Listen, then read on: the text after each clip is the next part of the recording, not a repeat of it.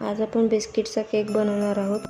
त्यासाठी आपल्याला बिस्किट लागणार। तुम्ही तुमच्या आवडीनुसार कोणतेही प्रकारचे बिस्किट घेऊ शकता। आवडीनुसार साखर, चिमूटभर मीठ, 1 चमचा बेकिंग पावडर, अर्धा चमचा बेकिंग सोडा, 2 चमचे तेल, 1 पेला भरून दूध। अशा प्रकारे स्मूथ बॅटर तयार करून घेणे। नंतर एका कुकरच्या डब्याला तेल लावून घ्यायचं आहे अशा पद्धतीने। नंतर केकचं बॅटर त्यामध्ये ओतून घेणे आणि 2 वेळा टॅप करून घ्यायचं आहे। आवडीनुसार ड्रायफ्रूट्स घालायचे।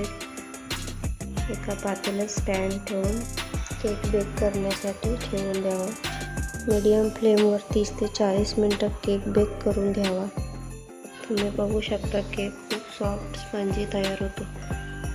बेकिंग पावडर, बेकिंग सोडा तुमच्याकडे नसेल तर तुम्ही इनोचे 1 पाउच वापरू शकता।